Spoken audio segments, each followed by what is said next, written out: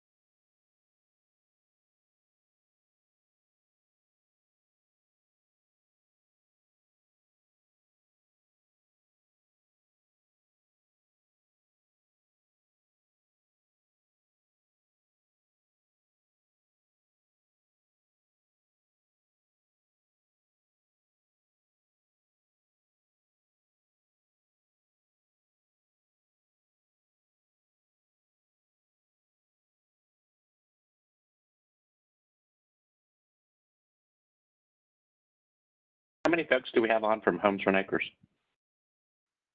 It's looking like, let's see, 1, 2, 3 community members right now. Okay. Yeah. Oh, 4. I think Jenny just, yeah. Yes. Sorry, I'm late. No, that's okay. I was giving it till just about now. I've only got 4 of you, so we're missing, let's see, Artivas, Edith.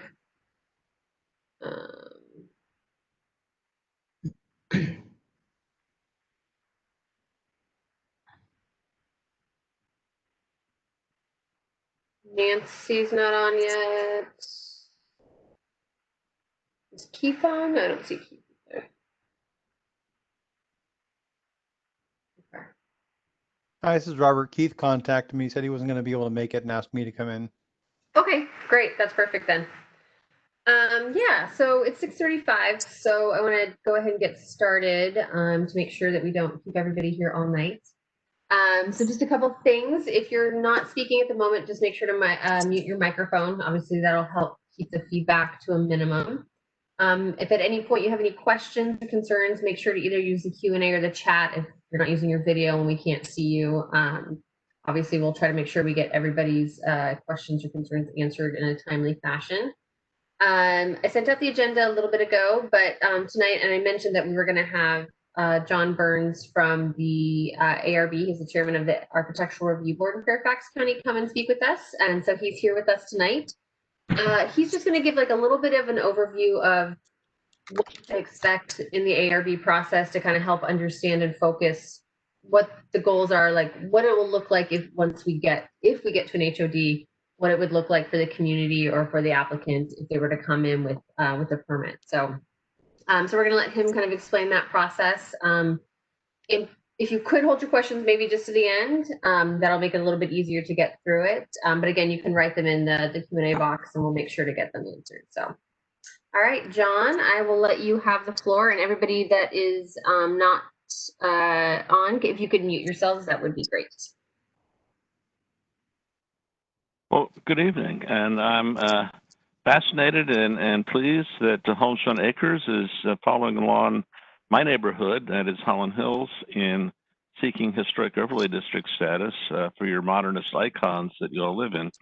I think it's wonderful. I think it's wonderful that the county is beginning to acknowledge the 20th century as an important part of the history of Fairfax County, and is willing to undertake protecting those buildings that best represent excellence of design in the 20th century. I'm John Burns, as Nicole told you. I am the current chair of the Architectural Review Board in Fairfax County. My background is an architect by training, but I have a degree in art history, so I have some history background. And I am on the ARB. I come from the Mount Vernon district, which is where Holland Hills is located. And I am on a board that has 11 members. And those members have a variety of professional disciplines, most of which have relevance to design review of the historic overlay districts within the county. They include an archaeologist, a preservation specialist who actually works for the Advisory Council on Historic Preservation, 5 architects, 2 of whom I think I already see here in the picture. They're both smiling, so yes. And I am the one historical architect among those 5. The others have more traditional practice, but knowing today's world, I'm sure that each one of them has already worked on an existing building, or maybe several, or maybe many. And so they're familiar with the pathologies and failings and frailties of historic buildings and how best to upgrade them so we continue to move along in the 21st century. We have a historian who I think is on your panel. Is that correct, Nicole? Yeah, she's nodding her head. Okay, yes. And that historian also is on the Fairfax County History Commission, so you've got double representation there. We have a landscape architect. We have an attorney. And we have 1 vacant position because one member had to resign from the Hunter Mill District. And I believe I have heard, I've not had this confirmed to me in writing, that position will be filled by an engineer. So as you can see, there's a wide variety of professional disciplines, all relevant to architecture and building, who are on this board. And the discussions that we have when an applicant comes to us, I try to think of as educational. It is not the responsibility of this board to say no to people who want to make changes to something that's in a historic overlay district. The ordinance that authorizes our use acknowledges that change will happen over time to buildings, and the Secretary of the Interior standards. We use primarily the Secretary's standards for rehabilitation in our guidelines. Also acknowledge that changes happen to buildings over time. Additions are allowed. The key underlying standard that we use in assessing is whether or not it preserves the integrity, first of the building being reviewed, but then also the overall community at large.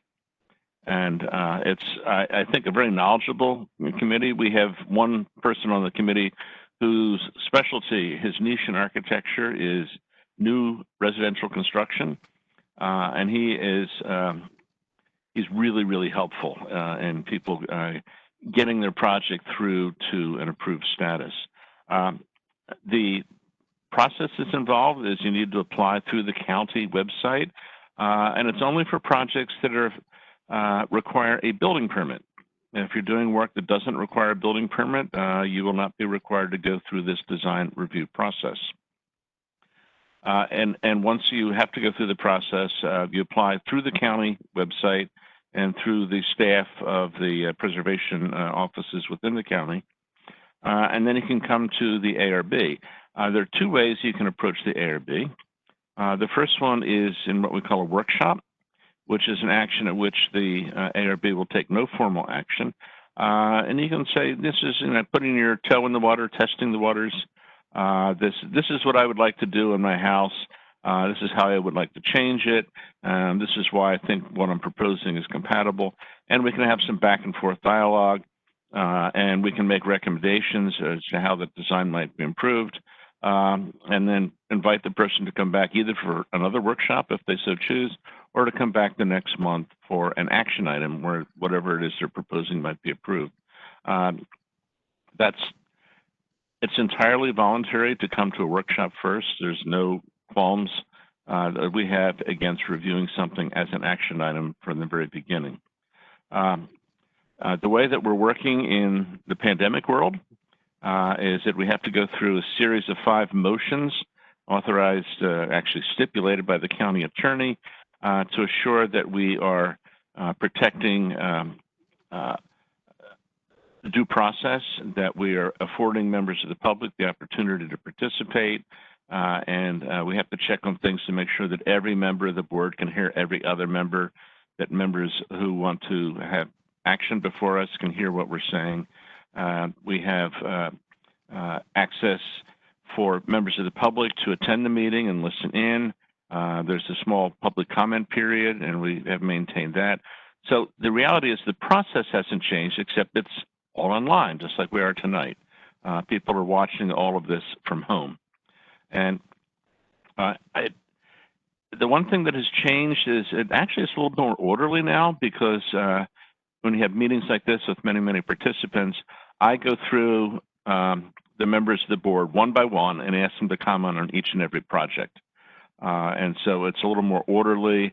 And the reality is when things are moving along smoothly, it's actually a little bit more efficient, because you don't have people speaking out of terms or interrupting or trying follow-up questions and the like.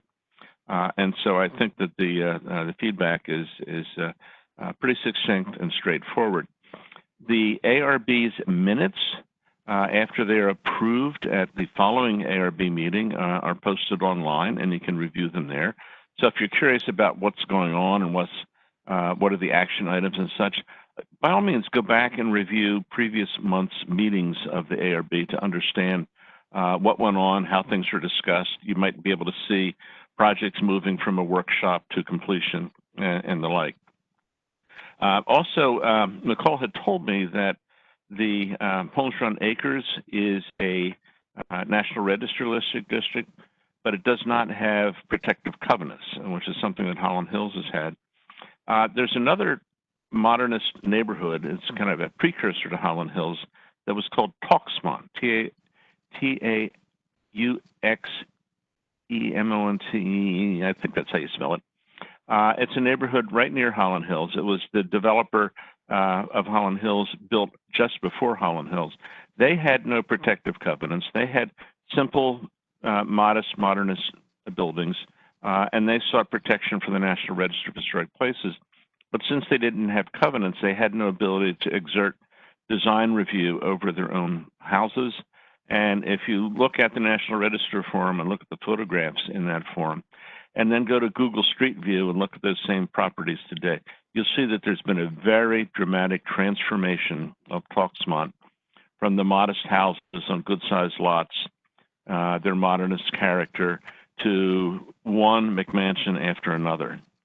And it's a very dramatic difference. And from talking to Nicole, I understand that is something that your community is somewhat alarmed about, is that its special, unique character, the scale of the buildings, the openness of the landscape, the integration with the topography is something that you don't want to see threatened in the future. And so you're seeking out historic overlay district status as a means of trying to protect that very special character that I'm sure that you all enjoy. So that's pretty much in a nutshell what we're about. We do try to be friendly. We don't try to be overbearing in our discussions. We want to have a constructive dialogue with applicants and help them to get to where they propose to go with their whatever their project may be. So, Nicole, are there any questions in the chat?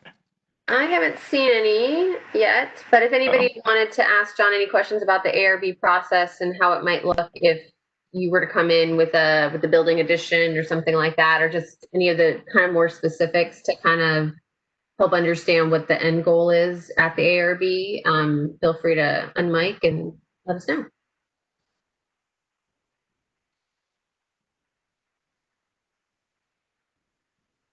Nobody? Sarah? So when we had purchased our home, we were looking at whether or not we'd be able to add a carport. And we were looking into things that require a permit versus not requiring a permit. And we noticed that if the carport was like small enough or like further enough away from the property edge, it wouldn't require a permit. So under the ARB in Holland Hills, like, can people just add certain kinds of carports without approval?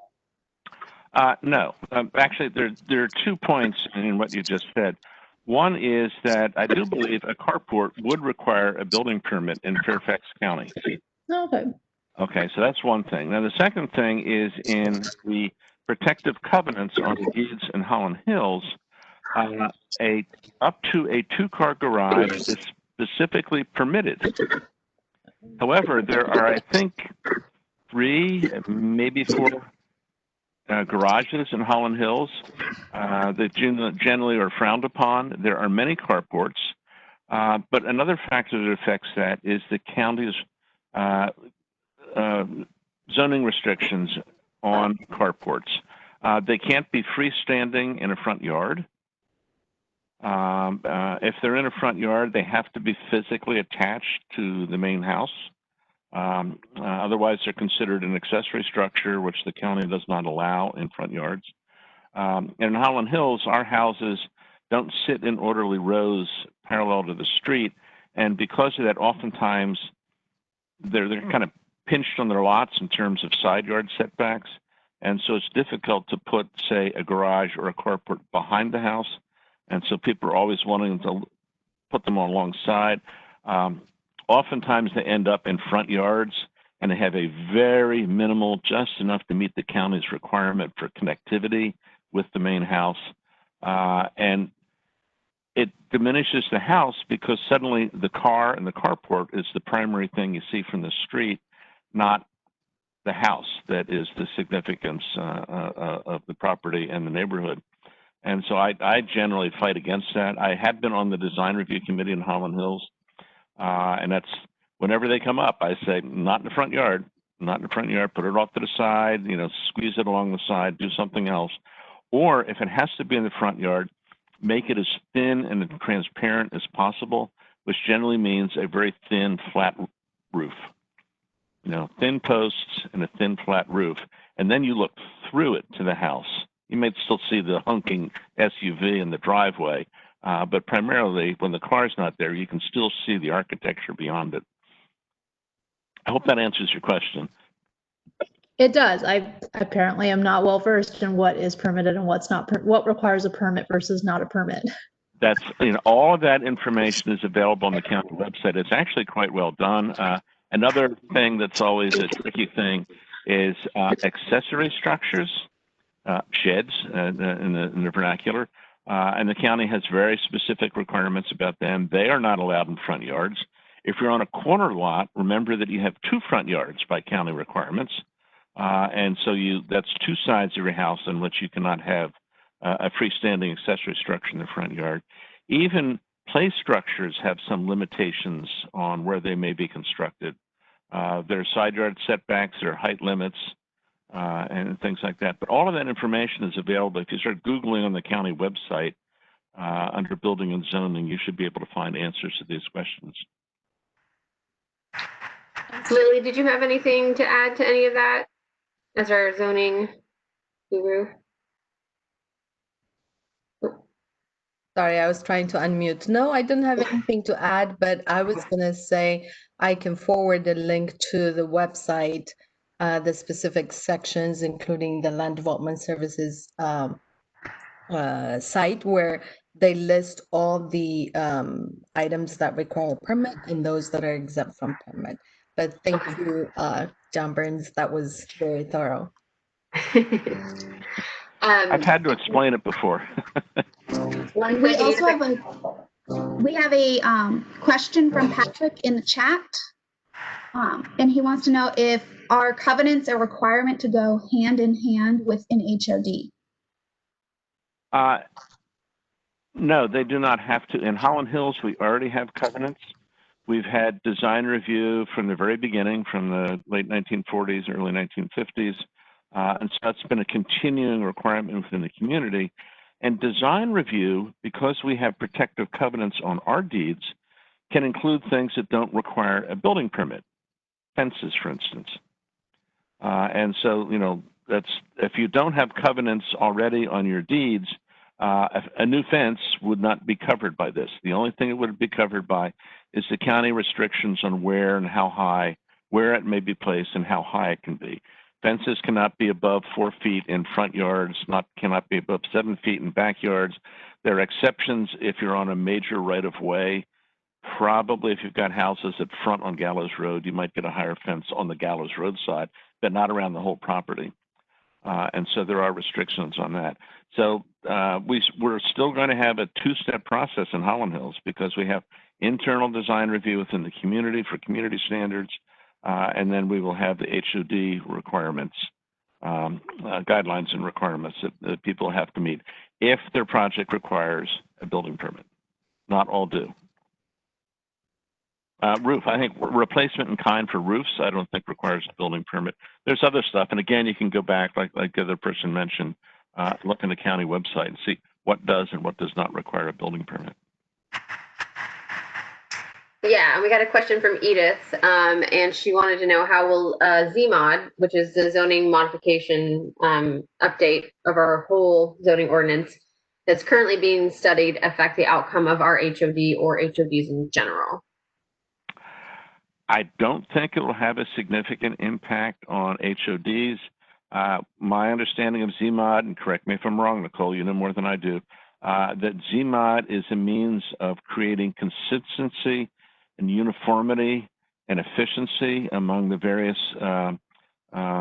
zoning ordinances and codes and such, because all of those things have been developed a long period of time. And every time there's an amendment, it may not have a consistent wording with all the stuff that went before. And Zmod is a means of modernizing and cleaning up the language so it is consistent and uniform throughout. So how did I do, Nicole? Was that a good explanation? Pretty good. Right, Lily? Okay. That was very good, yes. And the main changes to Zmod is in the format and how user-friendly the format would be from what we currently have. It was, adopted in 1978, and we've done multiple amendments throughout the years. And like John said, there were some inconsistencies, and in some cases, the zoning administrator had to make interpretations to address issues that were not included in the zoning ordinance, the current zoning ordinance. So Zmod will clean up all of that, but not a lot of major changes are proposed in Zmod, especially to the HODs, the existing HODs. The format and how you look at it is going to be different, but not a lot of changes to the HODs. Yeah, Edith? I actually see a lot of changes. They're subtle and they're a little bit distressing. It seems like an urbanization of Fairfax County is going on. So for example, I'm just going to pull one out that somebody made me aware of, which is that the signage, the signs won't require a special permit. So you can put up a sign now for a home business on your front yard. So I'm wondering, and which currently now you'd need to go get a special permit for, but you'll be able to keep those in perpetuity. So I just, I don't particularly like the idea of coming out of my front door, even though I know a couple people, I myself work from home, but I don't think I would put a sign in my front yard, a permanent sign in my front yard advertising my freelance work. And I really would hope that my neighbors wouldn't do that either. But if it's not, if you can just get an administrative permit to do that now, what precludes people from putting signs up everywhere for their home businesses, especially as we now know the pandemic might change the way people work and we might have more people working from home. So I wonder, in cases like that, would the HOD now suddenly have to have verbiage about signage when it's not something that in the past we probably would have needed in an HOD, because the Fairfax County zoning would have covered that. Okay. Well, if it doesn't require a permit or requires a minimal review for a permit, one of the things that you could do is identify the lack of signage currently and historically as one of the character defining features in Holmes Run Acres, and ask that the county, when they develop their guidelines, have specific guidance that home business signs in front yards are not, they're outside the character of the community and should not be approved. I mean, there are ways of addressing anomalies like that. There's always going to be something, and you won't know about it until the first one pops up and you say, oh, why didn't we think of that? And that happens.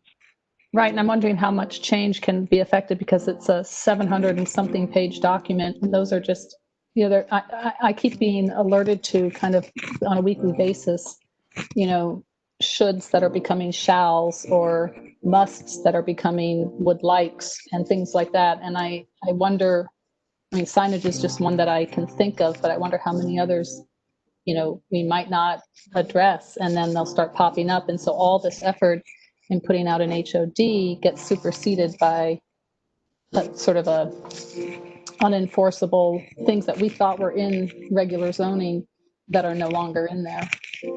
Right. I can think of something else that might pop up and surprise you. Are your homes serviced by above ground electric and cable and telephone?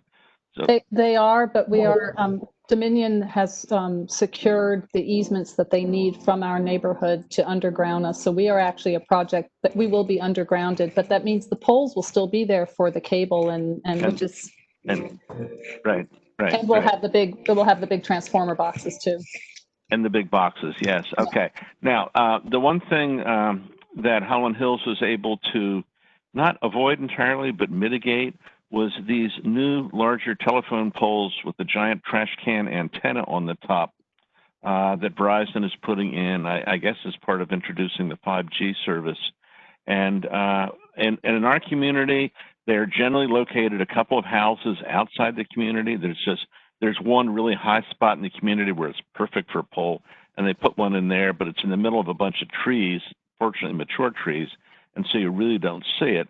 But there maybe is an instance where, again, you can define the character and say, okay, yes, you have permission from the state. The state gave authority to the utilities to be able to put these phone poles in pretty much as they want.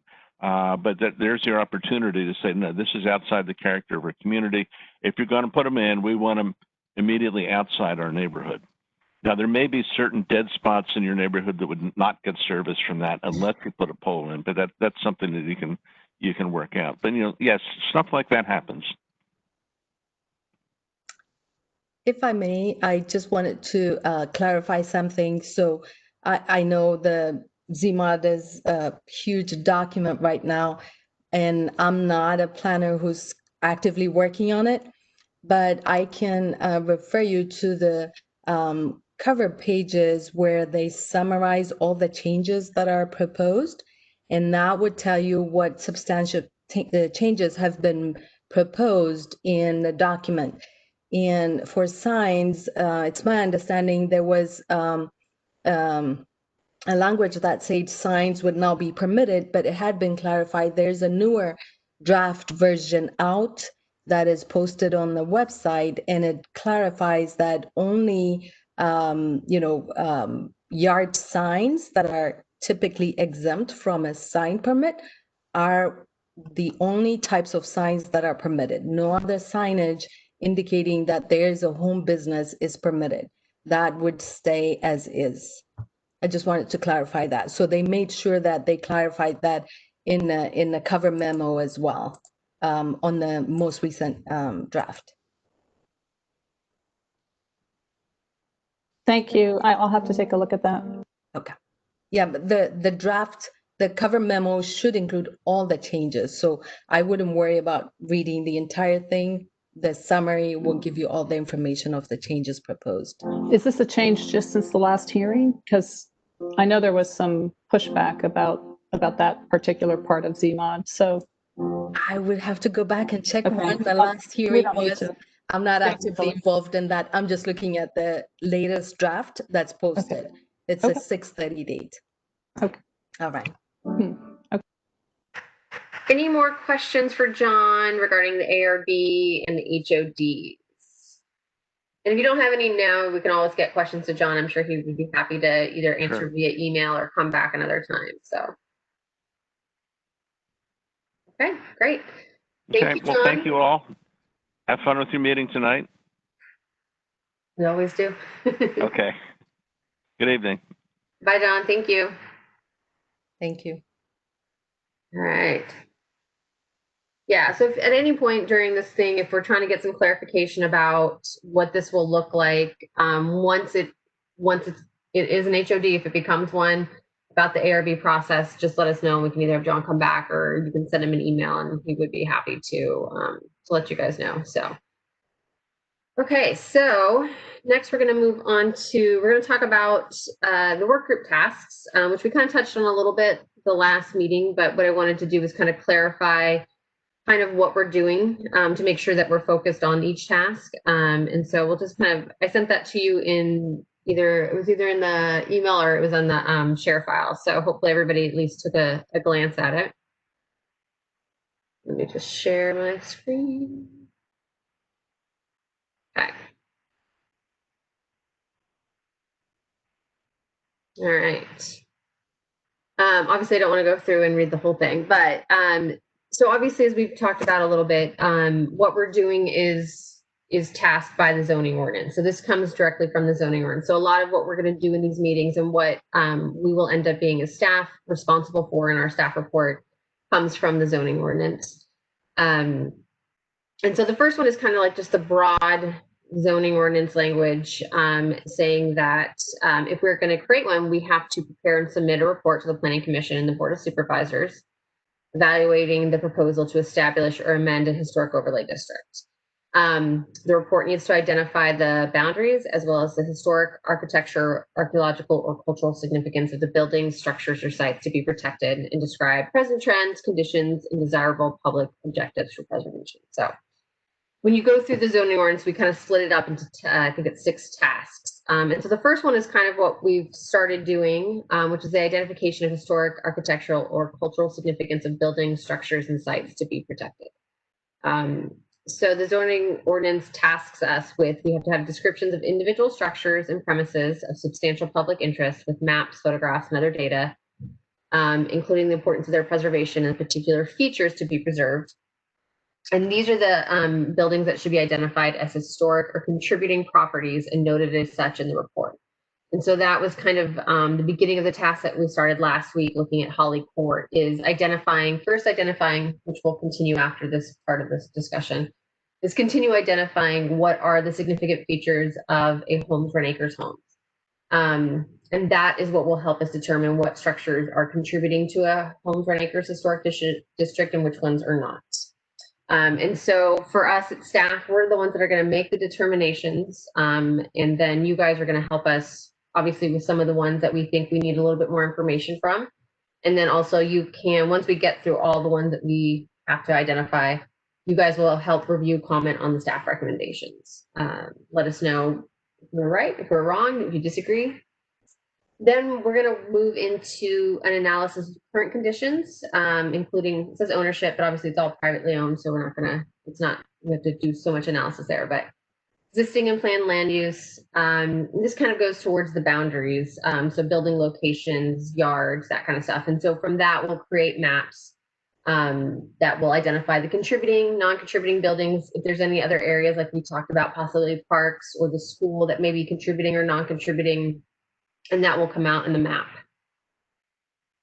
Then we'll move on to the description of existing structures and the uses that are likely to have an adverse effect on desired character. So again, today, once we kind of finish up our list of what are the characteristics of a Holmes Run Acres house, in one of our next meetings, we'll talk about what things would damage that character. Obviously, we know demolition would be a big one.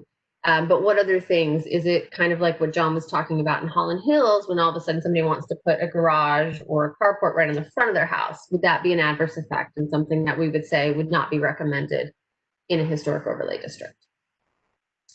Task 4, the analysis of archaeological features and sites. Our Park Authority archaeologists will do that, and they'll do a review for us, and we'll pass that on to you guys if there's anything that's important. Obviously, it's probably fairly unlikely in most of the of your properties that there will be an archaeological site. Not impossible, but possibly maybe the park or something like that. There could be. So they'll review the archival information that they have, any existing archaeological reports. They'll look at predictability of the landscape if there are other sites nearby, and they'll take that all into account. Obviously, this comes more into effect with a different historic overlay district type, say like Centerville, which has like very specific Civil War stuff. There's Civil War features in the landscape. And so that's more where this is trying to capture. But we will still have our archaeologists do a review.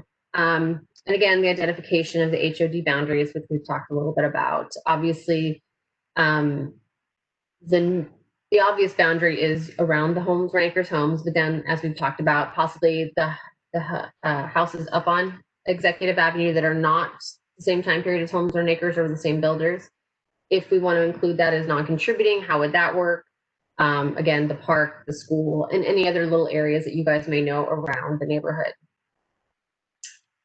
And then the last one, and this will kind of be the culmination towards the end, would be what are the regulatory measures that we would put in the zoning ordinance? And we talked a little bit about that. And that's why we have Lily here to ask those specific questions. But what we can and cannot regulate in the zoning ordinance, such as uses, structures, lot size requirements, off-street parking, etc., all that kind of stuff, and kind of what Edith had mentioned too about signs, and we talked a little bit about last week with street lighting and stuff like that. So that's kind of what we'll be going through over the next few months and what we've already kind of started.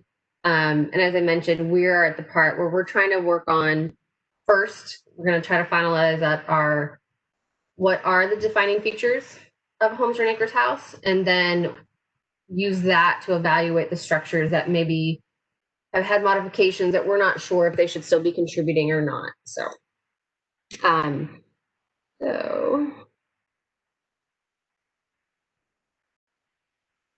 what I wanted to show you, and I think everybody probably had a chance to look at the house types. I think you guys all, again, probably know them fairly well since you live there. And obviously some of you live in all the different house types. But just to get a sense of what we're trying to convey with what a typical Holmes Run Acres house would look like. So this is the document that I sent.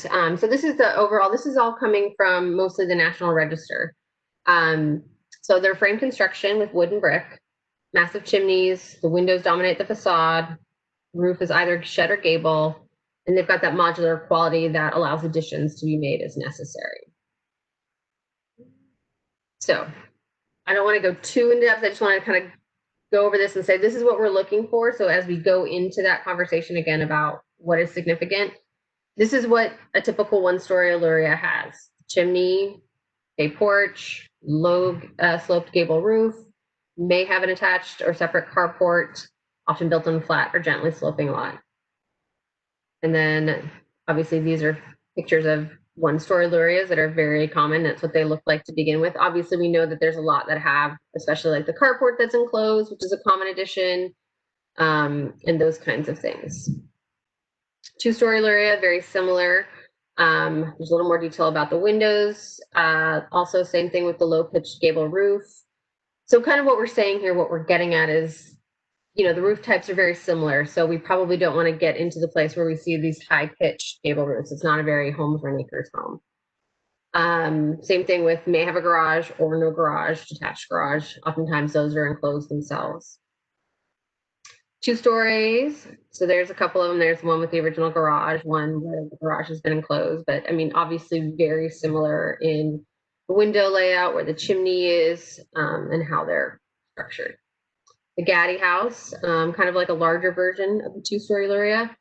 Very similar in description, kind of see it there. This is obviously the side view of one of them that's built into the landscape, and that 2-story is over there. And the Bodor house, a little bit different, obviously, you guys know, but same kind of theme. You've got those shallow pitched gable roofs. The windows are important. Again, it generally has a carport, and these ones have that screened-in porch at the back, and also. And those are typical Bodor house examples. So, I'm going to open up what we talked about last time.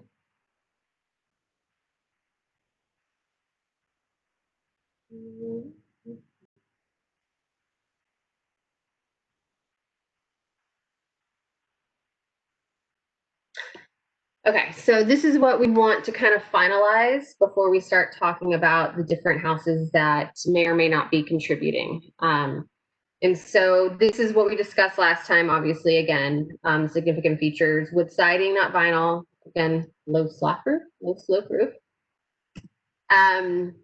No attics, cathedral ceilings. And these are some of the things that you've mentioned are problems with those roofs. Modest scale, heightened massing. We had a discussion a little bit about whether or not we're trying to nail down if it's more of a Holmes Run Acres look, or is it more of a mid-century style that may be more important. People wanted to mention that they do wish the sidewalks and streetlights could be removed. We talked a lot about the landscaping and the siding, the large eaves on the roofs, picture windows, and the privacy.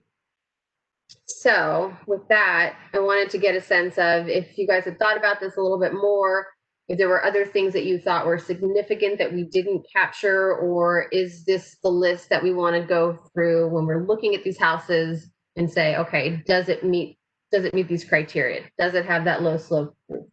Is it built into the landscape? That kind of stuff. So I'll open it up for questions or comments.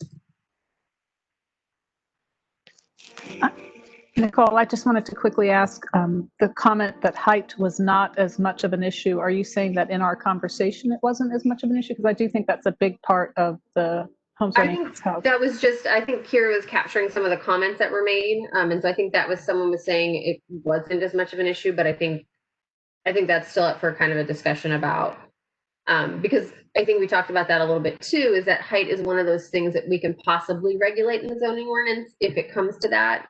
It could also just be something that goes in the design guidelines. So I think that would be a good, probably jumping off point for tonight. Yeah, I mean, I think one of the questions would be, could you take the example that you showed of the 1-story Luria, if somebody wanted to pop that up and make it a 2-story? I have my own thoughts on that, but I'd be curious to hear what everybody thinks about that. Yeah, no, I think that's a good question. I'll pop up a picture of that too. All right, when I'm sharing my screen, everything is in the wrong place, so it takes me a second. Yeah, so if we're talking about the 1-story, is that an issue if somebody were to put on a whole 2nd-story floor? Does that seem like something that would change the character or the integrity of the house to make it to go from contributing to non-contributing? I can speak to that. I think that there are 2-story houses in the neighborhood. Mm-hmm. And so taking a 1-story Luria that, traditionally, or I guess historically, was built as a 1-story up to 2, I feel like as long as it's done within, Holmes Run guidelines and still looks like a Holmes Run house, even though it would look different from other Lurias for sure. But honestly, I've lived here almost 2 years now, and I usually can't identify what I'm looking at. Even minor changes, like a bow door now looks like a gaddy or I can't place them. So I don't think it matters so much that it stay within the category of the 4 types of homes that are here, so much as it doesn't like blow out the proportions. So if someone wanted to go up 3 stories, well, there are no, I don't want to say there are no 3-story homes in the neighborhood, because there are, but they don't look like homes run houses anymore. Yeah. Yeah. Other thoughts? Just I the think, one. Oh, go ahead. I'm sorry. I was just going to say, in terms of the 2-story question, I think where I've had an issue with the 2 stories that I don't think are in character is when they, on the 2nd story, they lose the window to wall ratio. And I don't know how to really address that. I mean, not everybody's going to want on their 2nd floor, all windows, but it feels like on some of the additions that have gone on, they've kind of lost the ratio. So the 1st floor kind of remains the same, and then the 2nd floor becomes, they just lose the ratio of window to wall space. No, I think that's a good way to think about it. And again, a lot of these things will end up as we go through this process. We couldn't tell somebody how many windows they can have on what story, right? And per the zoning regulations, but that'll be something that would go into the design guidelines. And it would show like what's recommended versus what's not recommended. And so something like that could be illustrated in there pretty easily, I think. And then that would be something that the ARB would have that kind of conversation workshop meeting about. So if somebody came in and it didn't quite fit what's in the design guidelines, they would try to nudge them towards making it look more like that. So I think that's a good wall to window ratio is a good way to maybe put that. Other thoughts? So, Go ahead. I'm sorry. Pardon me for this potentially very basic question because I wasn't at the first meeting, but what happens to the houses that are designated as non-contributory? Like, will they be held to the standard of the HOD with future renovations, and then the current stuff is just kind of grandfathered in, or? Yeah. Yeah. No, that's a great question. Yeah, everything that's existing now will be grandfathered in one way or another. We can't tell anybody to take anything off or redo something. So any additions or modifications that exist will stay. If there's a house, and there are some that were in the National Register considered non-contributing. So let's assume that those go forward in an HOD as non-contributing. They would still be held to the standard to meet the design guidelines and the zoning ordinance. So they're still going to want, again, they're not going to ask you to take something off that doesn't look right. But if you're going to put on another addition, they're going to try to make sure that it meets those design guidelines. So it's not ending up being a 3-story addition. Just because it's non-contributing doesn't mean it gets to just do whatever it wants. It would still be bound by the zoning ordinance and the conversation of the design guidelines. Okay, and then my other question was, like, in our discussion of what looks to be contributing versus non-contributing, how is that different from what was already designated in the National Register application? You're muted. Thanks.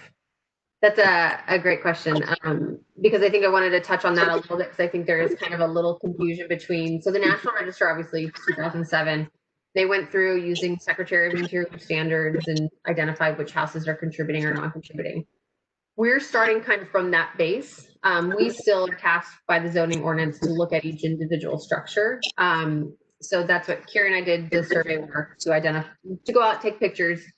The big thing for us is, for the most part, is looking at changes since the National Register, because obviously there have been additions, modifications, that kind of stuff. So that would be probably the biggest changes. Any of those structures that maybe have had a lot of modifications that were like, based on our criteria, which can be slightly different than the National Register criteria, or as different as we want it to be, but unlikely that it would be very different. We're going to look at that and make those decisions based on that. There's a chance that we may look at some and think something slightly different than the National Register, but it would be a very small amount. What their criteria was is kind of what we based ours on. And then we're just trying to make sure we get the input from the neighborhood to make sure we're not missing anything that you guys think is really significant, or maybe something we're like, this is important, and you guys are like, no, it's not. Because HOD should reflect what the history is, but also what the community feels is significant. Got it. Thank you. Yeah. Any other thoughts on the height? I was just going to say, I think one of the things, and I'm not sure how or if you could regulate this, because it really is just sort of, I guess, respect, but some of the one-story Lurias are one story because of the siding, and we've spoken about the siding in the neighborhood. So if those suddenly, let's say they're on a slightly higher promontory from their neighbor or something like that. So if those suddenly became 2 stories, good architecture notwithstanding, they would cast a pretty ominous shadow on their neighbors. So I think maybe that's just what it has to be. But I would think I'm not sure how you could regulate that. And I don't think it'd be fair to say a 1-story, so you forever have to be in a 1-story. Yeah. You can't build up. But maybe if there's a preamble to all of this, one of the things that really, I think what we're trying to say is just, have respect for your neighbors, because that's kind of what sets up the domino effect in motion, is when the first person does whatever they want to do, then the next person goes, wow, now I can't look out my window anymore. Now I never get any sun here. And so I might as well wall that off. And then, pretty soon you get the cascade of unfortunate renovations and additions. So again, I don't know how to regulate that, but I'm just putting it out there. No, I think again too, I think that's something that we'll probably continue to touch on as we go through this process. I think obviously, yeah, we can only regulate this actual height. Obviously, we couldn't tell them, no, you can only be 1 story. But I think that's something again that we should be able to somehow address in design guidelines. And I think the thing to remember right now too is to make sure that we know we're looking at. Right now, we're looking at what we think is an existing and contributing Holmes Run Acres house, and also which will be slightly different in a way going forward of what modifications will be okay in a future HOD, if that makes sense. We need to look at the task of what is contributing now and how do we keep those contributing, and then and how we keep those contributing will end up being kind of the guidance that we get from the zoning ordinance and the design guidelines. Anybody else on height? Right. So let's look again back here at our. Yeah. I dropped the So question. height, Nicole, obviously I dropped talked the about question to everybody. With that? And I dropped the question for everybody, but I'm not sure where it fits in. And I know it was a concern on probably a couple houses, but when I do extensions, how does property grading come into sort of, I mean, some of the properties here are naturally flat, so grading's not really an issue, but a lot of us on this side of the neighborhood have hills, or gently sloping sort of grades. And how does that come into play? Are you familiar, or do other places handle grading of properties if they do extend, or I don't know if anybody considers that important, but I think I like my kind of rounded hills on my side of the neighborhood, but somebody could conceivably be approved to expand and then could completely change the grade and look and feel of the surrounding, of the property. Yeah. Lily, I don't know if I don't think there's any zoning that would restrict that. I think, again, that would be something that would probably come down in the design guidelines. Lily, do you have any? That probably is correct. The grading requires, if you disturb land over 2,500 square feet, then a grading permit will be required, but that's not the same as a building permit. So it might be something that the design guideline would look at, changing the topography, and does it have an impact on the overlay district as a whole or not? But I don't think it's something that will be, included in the zoning ordinance. We don't have that in any of the existing HODs currently. Yeah. So yeah, because I think, yeah, it kind of comes down to that property rights thing where it's like we're not able to, yeah, we don't have that right to tell people how they can, yeah, even if it comes up to your property, I guess, as long as it's meeting the county requirements, I don't think we could change that. Okay, thank you. Mm-hmm. Okay, so if we look at our list, is there anything else on here that that we didn't capture? Obviously, I think the roof shape is important. Material, although obviously we can't regulate that eventually, but if we're looking at the Holmes Run Acres houses today, like what else is important, or have we captured everything that you guys think reflects a Holmes Run Acres house? So if we're looking at the Lorias. I'd like to expand on the lighting issue. Okay. Because it's come up recently in discussions on within the neighborhood, is the appropriateness of the lights that are going in, that are being brought in by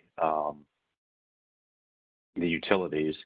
And a lot of us don't feel that those gigantic lights and what they're using are probably appropriate for the neighborhood. So we have a neighborhood that generally didn't have lights.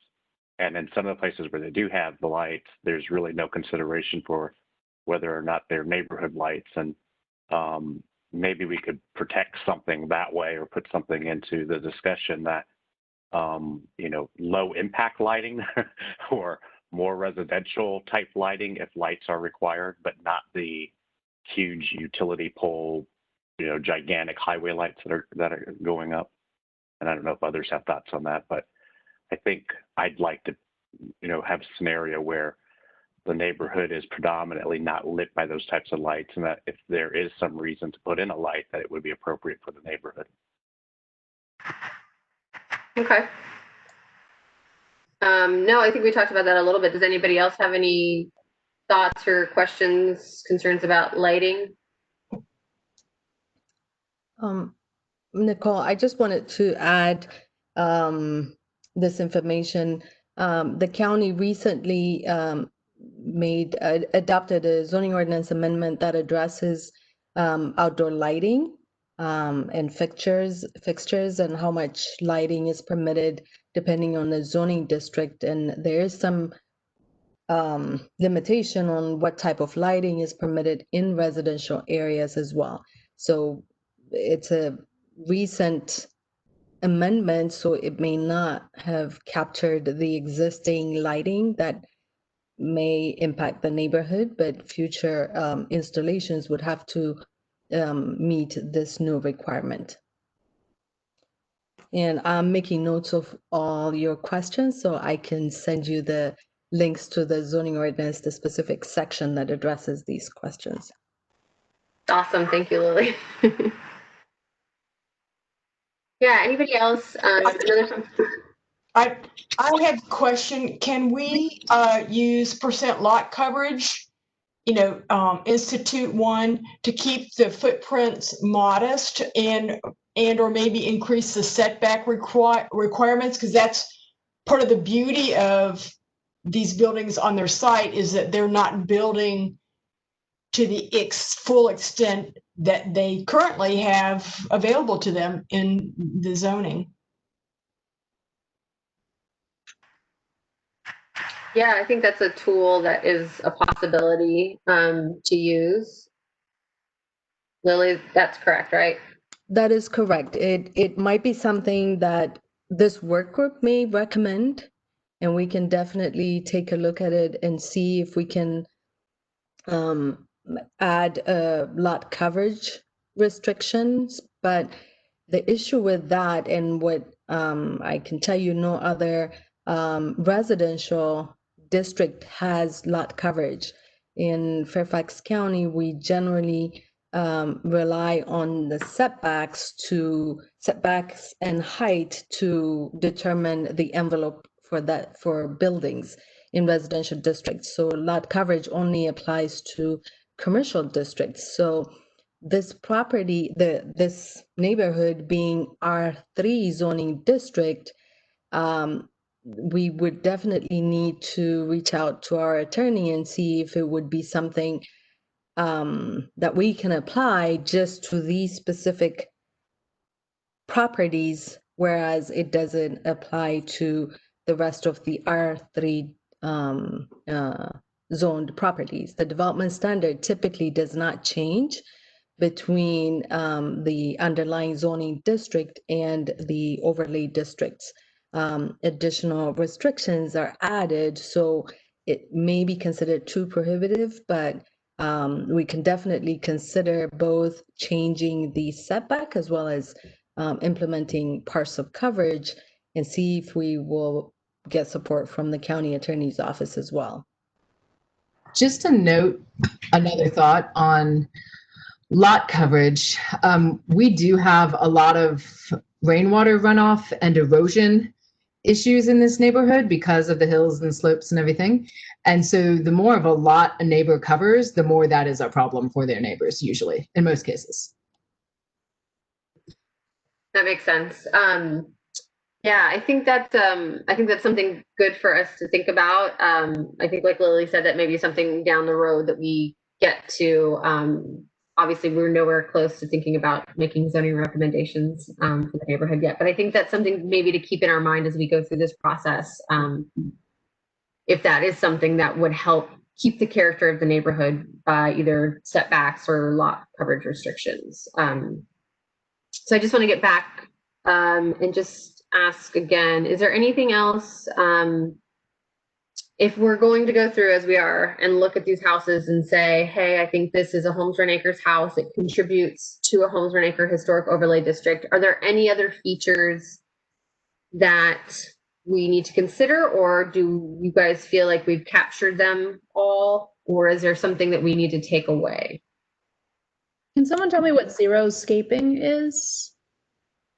I looked it up, but I don't know if that's, my understanding is like, it's kind of like if you create a Zen garden or something with a lot of rocks. Yeah, I mentioned that because there is at least 1 yard in the neighborhood that's basically replaced everything with gravel. They still have trees and shrubs, but there's no like ground cover or something. And I think, you know, I suppose that's fine for one home, but if everybody did that, then the neighborhood would lose its very green character. Yeah. Yeah. So would it also be helpful to add in that under the landscaping that you shouldn't pave over an excessive amount of your front yard? Like if somebody really wanted a lot more parking and they wanted just like a very robust driveway, like would that also be, should that be included as like something people shouldn't do? Nicole, may I? Yes, please. There is already a limit on front yard paving in the existing zoning ordinance. So if we consider anything more, it would be something that we add just for this overlay district, and the same issue would apply as far as the setback and the parcel coverage. Okay. There's a question from Ed. Okay. So yeah. So, but I think to your point, Sarah, too, is that that's important. Is I think along with the landscaping and xeriscaping and want green space, we want to make sure that there's a limited amount of pavement when we're looking at this. But in theory, with the zoning ordinance, that should be already fairly limited. Okay. Any other thoughts from the group on? Actually, Nicole, I had a question about that. This touches again on the Zmod, because Zmod is going to allow, so in our, we are not zoned with 2-acre lots, so we wouldn't be able to do accessory dwellings separate from our main house, but we would be permitted under the zoning modification or modernization to create apartments in our basements or in our ground level. Some people do this already, but very few, and that would carry with it potentially a requirement to at least park 1 vehicle, potentially 2. So there's, again, a situation where the Zmod would come in conflict with what we're trying to achieve in Holmes Run. And unlike Holland Hills, that has a covenant that runs with the land in addition to the HOD, and unlike other neighborhoods that have homeowners associations that carry some legal authority, the Homes on Acres Civic Association, which is all we have, has zero legal authority. It's 100% volunteer membership. So I'm not quite sure how, in homeowners associations, one could regulate and say, regardless of Zmod, we're not allowing, apartments, or we're not allowing more than one vehicle in addition to the home, or whatever. There's lots of restrictions, but we don't have any of that in place, and nor would we be able to put any of that in place. So, what happens then when the HOD says we're trying to maintain green, and so we're really trying to prevent, excess impervious pavement, but then Zmod comes in and goes, yeah, but it's okay. You can, everybody in the neighborhood, all 350 houses could put an apartment down below and have up to 2 people, and that could be 1 or 2 cars. And, we can't park them on the street because, especially like in courts and places like that, I mean, the roads are kind of narrow. So we have to pave over our front yard. So I can just see areas where this is going to come in conflict. I'm just wondering how that gets dealt with. Yeah, I think just kind of piggybacking on that, Edith, I like your point there, because I kind of thought we were all, one of the features of the neighborhood is they're single family homes, but they're also zoned that way. And it sounds like the Zmod may actually change that, which, yeah, that would be really bad. Frighteningly Okay, so. Yes. Right to all your supervisors and everybody else. It's alarming what's going on there with the Zmod. Yes, I would certainly want one of the features of the neighborhood being single family homes. So Zmod currently is not proposing to change the zoning district. It would still be a single family residential district with, of course, a different density. There R1 through R30 in our residential district. So what Zmod is proposing to allow these second dwelling units as accessory structures.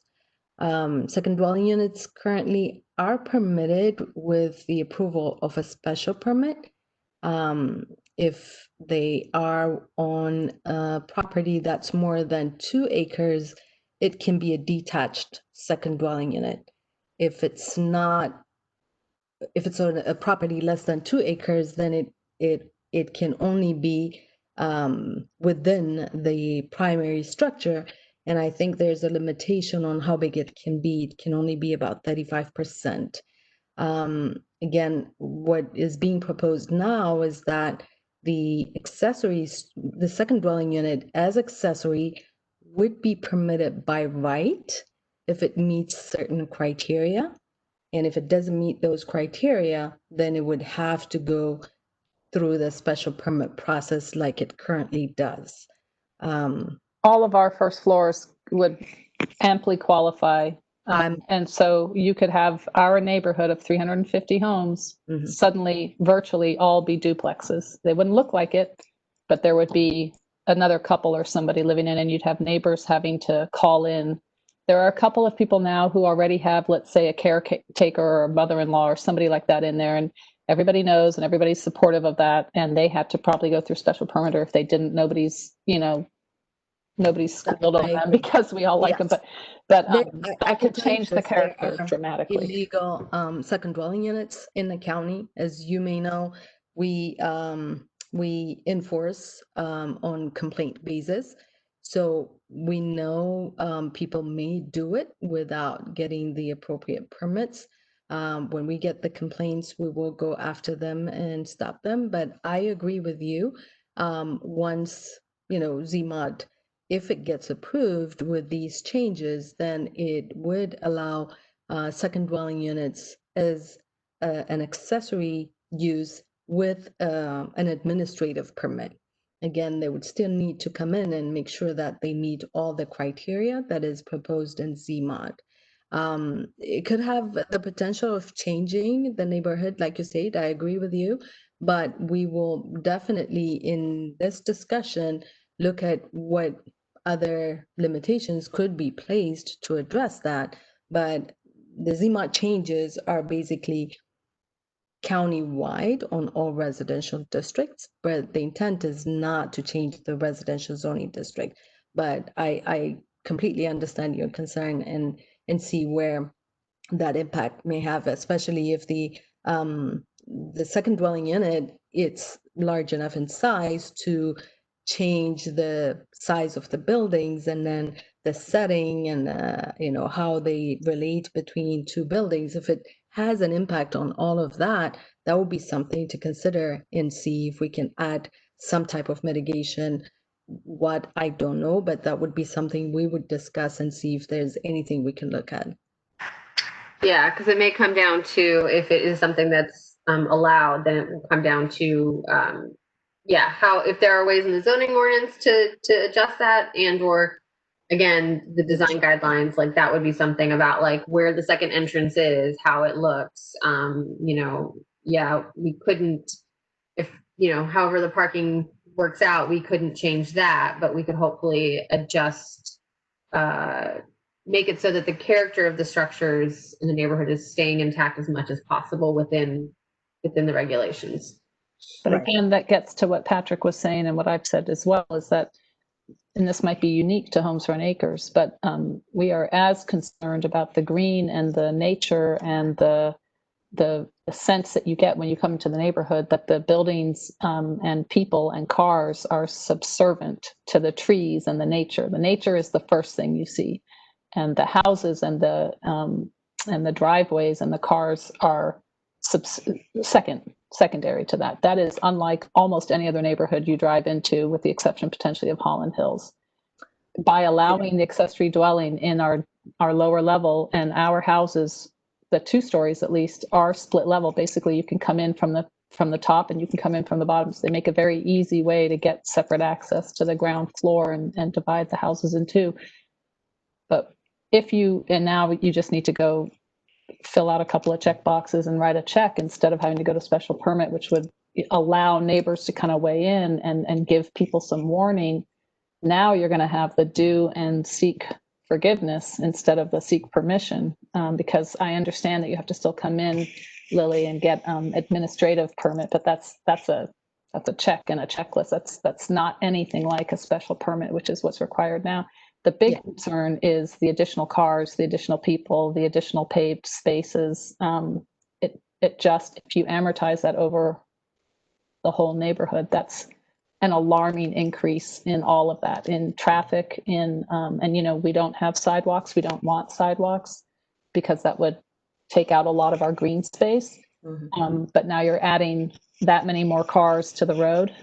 It's just, it's almost like, could we say as an HOD, we do not, we don't accept the administrative permit for an accessory dwelling? I mean, I don't think we're allowed to do that legally, right? Yeah. And I think we're getting a little bit ahead of ourselves, that kind of stuff. And I think it's good to mention it, to keep it in our heads as we go through this, because I think that we're going to have that discussion about what we want to recommend for a zoning ordinance and what we want to put in design guidelines. But first we need to kind of step back and go, we need to decide if these criteria that we've got on the screen, if this is what we want to say for going forward, this is what we're looking for as we evaluate the existing structures. And then eventually we're going to get to that point of the harder discussions of, based on what we're saying is the HOD and which houses are contributing, what would be adverse effects to it, such as extra parking and that kind of stuff. And so that we're going to get to that a little bit more. I don't want to get too far down into that right now. I just wanted to check in with a few of the folks maybe that we haven't heard from, either Robert or Nancy or Arvidas, if there's anything on this list that you think we need to add, anything we need to take away. And you don't have to speak if you don't want to, but I just want to make sure everybody's got a chance to speak. That's a pretty good comprehensive list there. I think it's a great list, and I think these are great recommendations. I love the discussion. Thanks. Okay, great. Okay. So yeah, if there's nothing else, we'll go with this list, and we're going to start looking at some of the houses on Holmes Run Drive that, no,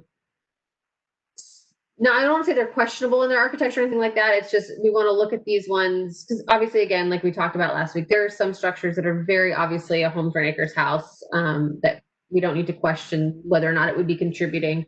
But there are some that have had changes or additions that maybe change the character, and so we want to get your input on those. And again, make sure that when we're doing this, we're thinking of these significant features. We're not.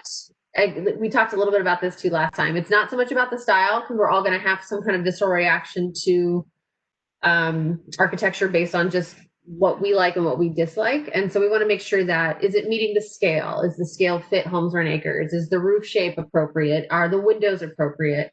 So we're making sure to kind of make it a little bit more standardized than just like, I don't like that siding. So that's what we want to look at when we're going through this. And feel free to, muted myself, free to ask questions as we go through this. So through our field work and through looking at historic permits that we have, these are the ones that we looked at Holmes Run Drive. And some may be very obviously like, you're like, no, that's totally contributing, that fits all the criteria.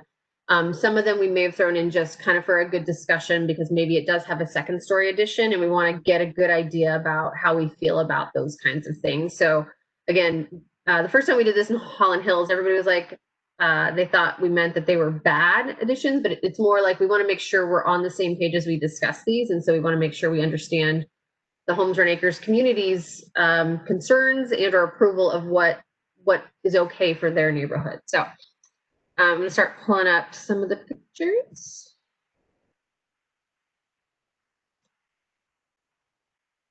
Okay, so, and Kira, could you pull up for yourself the spreadsheet? Is that possible? Already ahead of you on that. I'm worried. That just has like our notes and stuff. So, so this is 7634 Holmes Run Drive. Obviously looks like it was a one-story Luria. And Kira, do you want to read, sorry, any of our questions or concerns? I know it's kind of hard to see.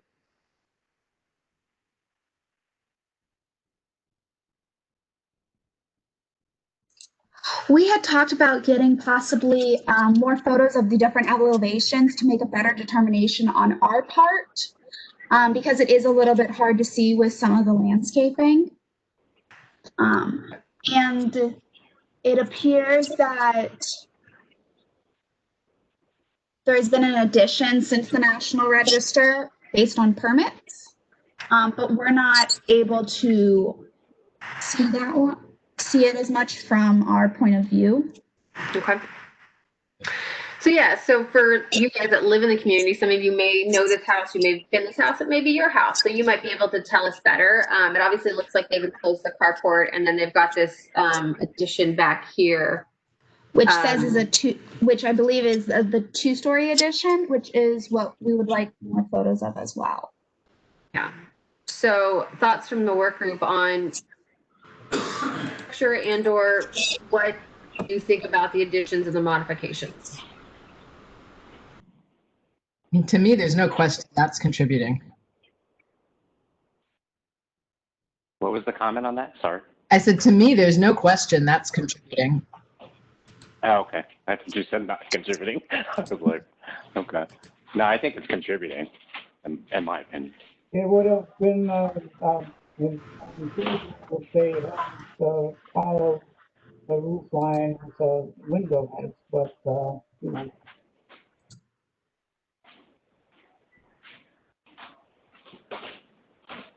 Arvidas, was that you? Because I think I'd like to ask you to repeat. I don't think we could hear. That's me, Arvidas. Can you speak up and repeat? Okay. The only thing that I kind of question is the roof line, the roof headline heads of the roof the roof line. That's not in keeping with the original architecture anyway. Okay, so it sounds like for the most part it's okay, but you think the roof line could have been done differently. It wouldn't disqualify them opinion, but, you know, that would have been cool.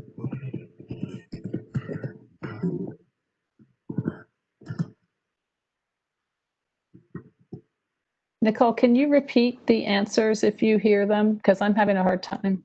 Yeah, it sounded like the only concern he had was possibly that addition, the roof line. But it sounds like otherwise he was okay with it. And Nancy said in the chat that she also thinks it's definitely contributing. Yeah, I would say it's generally contributing as well. My one concern would be the windows. Those angled windows there in the addition, or the closed carport. Okay. And this is good. So like, I think this is a good way to look at this conversation that we're having now is that, yeah, generally we think it's contributing, but we're also kind of hitting on the things that maybe when we get down the line in the future, like what we would want to see in the design guidelines is maybe how we would recommend roof shape or window shape. So I think those are really good key points to think through this. Can I? Yeah. Just a short comment. I seem to have seen a lot of those angled windows that go floor to ceiling and follow the roof line at the top line. Is that, do people? Yeah, you're right.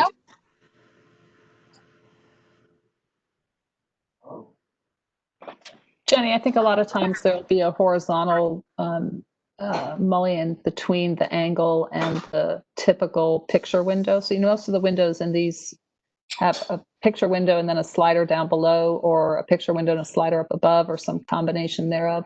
I think what's different about these is that there isn't the horizontal mullion. I personally have no problem with that because I think it's also, because it's the carport, probably a little bit shallower. They probably extended the roof lines. It's just a little below 8 feet down at the leftmost, looking from the front, down at the leftmost side, which means if they had introduced a horizontal, it would have been, below, like right at your eye level, which would have been a little bit weird. So I think that's why they've done away with it here. I'm okay with that. And I appreciate that the addition, I agree with Arvidas about the roof line, but I appreciate that it's done out the back. So for the flaneur, for the person walking down the street, it first grabs you as sort of the asymmetrical shallow roof. The chimney mass is still there. I'm okay with it in terms of it being contributing. Okay, great. If there's no more thoughts, we will move on to the next one.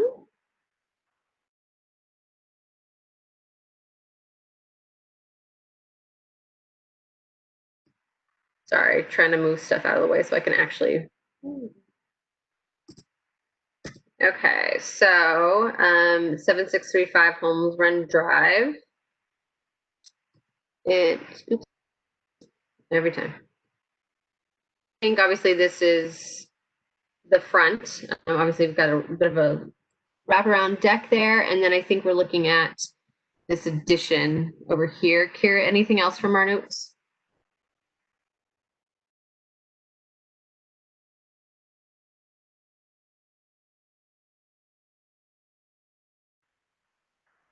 Kira, if you're talking, you're muted.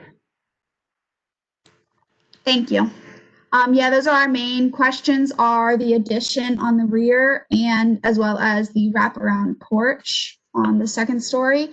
And we're not sure completely if the rear addition is just floating or if there appears to be a understory addition as well. And we didn't know if maybe some of you guys knew it was hidden by some of the vegetation.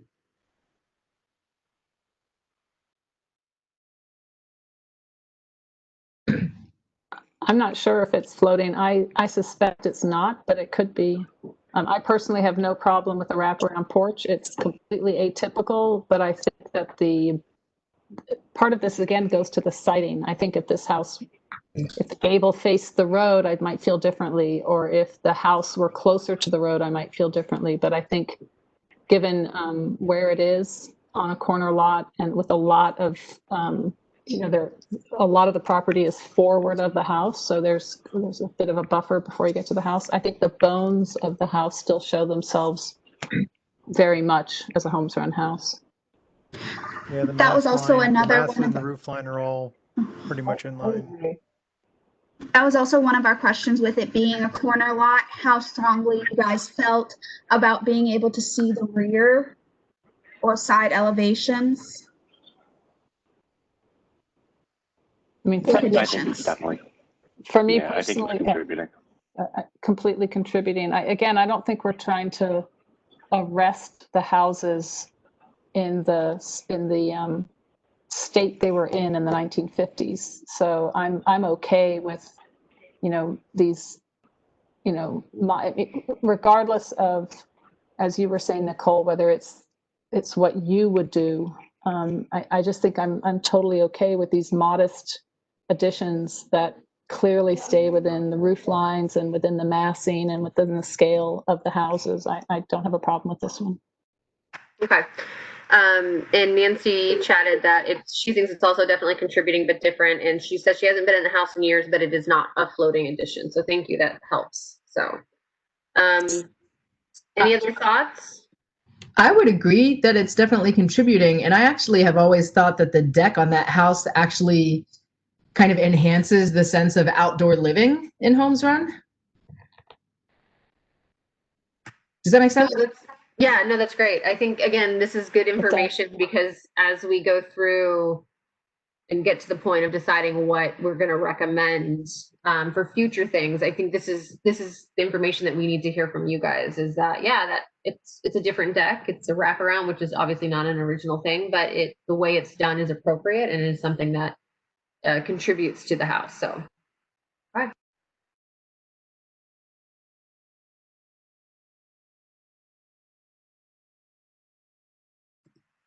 So obviously here we've got 7641 Home Run Drive, and obviously you can see the addition that you are looking at. You can see the house over here to your left is the original house, and I think we have a good view of it.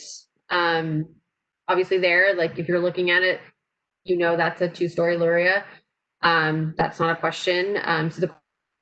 Is this addition okay? Are we comfortable with it?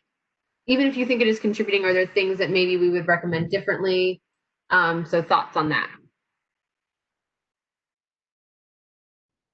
I think it's definitely contributing. I do wish they'd have made those windows bigger. And also the glass that's over the bottom windows. I don't know. When I first looked at it, I questioned whether it is typical to have glass in the brick portion. But then I think I have seen that. I mean, I don't think that necessarily matters, though. I mean, it keeps the spirit of even though it comes out at a weird angle, it keeps the spirit of the Holmes Run house, even though the windows are, smallish. Actually, we have those type of small windows in the lower brick portion of our Gaddy. It doesn't disqualify it. The glass block is sort of questionable, but Yeah, I think that's one of those things too. It's kind of a different, that's not an original feature, but you understand that's one of those things that kind of cycles through popularity. And Nancy said that she thinks it's contributing, but some of the corner lots are really exposed, so the smaller windows are understandable, which is an interesting point too. Yeah, because obviously you're not going to want maybe your big giant windows right here if you are the corner lot. So, any other thoughts? In this case, it's a kitchen addition. So I think that what they were trying to do is the only windows that the reason they're blocked is because there's stuff behind them. But they needed it for the facade, I'm guessing. So. Okay. If there's no more, we'll move on to the next one. 7703 Holmes Run Drive. Obviously we can see, the picture's not the best. So I can brighten this one up for you. Obviously it's got an addition with a garage. It's a little bit higher than the original house. And then the materials obviously are fairly different than what we're used to seeing in a Holmes Run Acres house. The brick is only left on the chimney. And obviously they've got the stone facade. So thoughts on this one? That one's hard because it's gorgeous, but it did change a lot. I mean, the roof line is good. The massing is proper. It's just the choice of materials.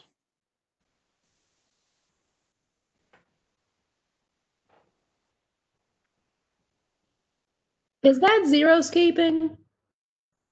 Yes, on part of the lawn where he has rock over on the left side. Yeah, I can't see the rest of it right now, but yeah, when the people put down river rock or gravel, so they don't have to mow or anything, that's xeriscaping. Okay. Although you can see he has gravel, it's just xeriscape part. I mean, I think it's pretty, but yeah. I would call it xeriscaping, not zeroscaping. Zeroscaping to me is, I mean, it's very different. So which one I are we? think it's contributing. Yeah, I feel like it's contributing as well. And yeah, we have in our criteria that the brick is there, but I do feel like it is. Maybe the answer is brick/stone. I don't know, but I think it's contributing. Some kind of mixed material, not including plastic or vinyl. Yeah. Right. Natural material, some kind of mixed natural material. Yeah, and so I think, yeah, that's obviously the big thing there is like, yeah, you can see the body of the house, you can see it, and you can tell where the addition is, which is good because you don't want to create fake history by putting on a perfect addition and not, if somebody walked around, they wouldn't know. But I think it is the materials that kind of throw you off a little bit because obviously it's very different than an original Holmes Run Acres house. And again, so for the zone, once we get to like the zoning ordinance, we wouldn't be able to regulate materials. We can't tell somebody that they can put stone, but we would definitely have recommendations in the design guidelines away from, sorry, my niece and nephew are upstairs and that was very loud. So you'd have different recommendations about what materials could be used. And Nancy mentioned in the chat, it's a lot of a garage, but it's used a lot. It contributes, but I'm not sure we would want something like this in the future. Lots of cool features though. And I think that's kind of what everybody's been saying. It's, yes, it's a Holmes Run Acres house. It can contribute. We might ask for something slightly different if we get an HOD going. Okay. I don't know that I would actually. I mean, especially if we can't regulate materials and can't say it must be brick. And this is not the only house in the neighborhood that replaced the brick with a stone facade. Yeah. I don't know that I would say there's anything about this that I would regulate, so to speak. Okay. Does anyone disagree? What do people think about the garage door? I'm going to weigh in here. I'm fine with this house, but I think part of it is somebody already touched onto it. They respected the overhangs, they respected the massing to a large degree. It's pretty clear what's addition and what's existing. I have no problem with the door because I actually think it introduces some glass down there that otherwise would be, unlike the houses across the street from it that has very typical suburban garage doors on it, which I think are non-contributing. So I don't have a problem with this. I think the hard part, and I think whether it's stone or brick, it's masonry. And I think that's, we have to remember the spirit of the homes were built as starter homes. So brick, the brick that we have is largely recycled. So they were built on the cheap. So I think if the architects had and the builders had more money, they might have gone to at least a different brick. But I don't have a problem with any of that. I think what's hard is we're responding that way because I think subjectively it still has good curb appeal. And I wonder if it didn't, if we'd be picking it apart for. Yeah, that's my concern. That's what makes it hard moving forward and trying to codify that into some sort of objective guideline. Okay. I think that's good information.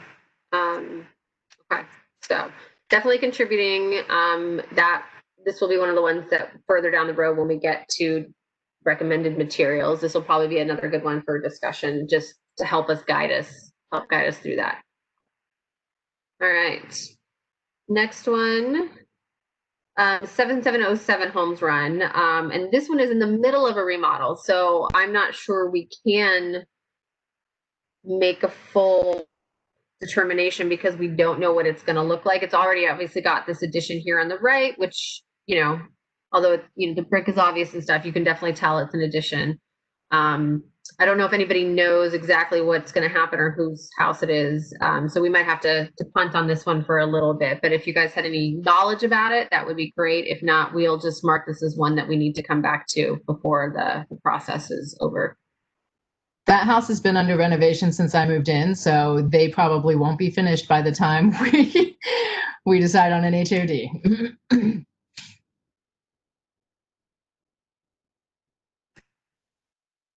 Yeah, I mean, if that's if that's what's going to happen, yeah, we'll just mark it down for now as to revisit it, and maybe we'll have more information further down the road. But yeah, right now, I mean, obviously, it's still a Homes Rent Acres house. I don't have any concerns as it is, so it'll just be interesting to see what happens. Okay, and this one, 7709. It's a little hard to see. It might have gone too far. Yeah. Kira, I'm assuming part of it is just that it's hard for us to see. Anything else in our notes? We also commented on the multiple front additions and basing on if the front elevation is the most important view, or as an example, in Holland Hills, all the facades are important for Holland Hills, but what do you guys feel about for Homes Rent Acres? Is it just the front facade from the right of way that's the most important, or is it all sides?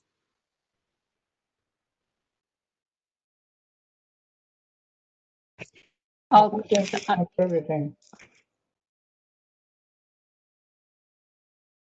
Could you say that again?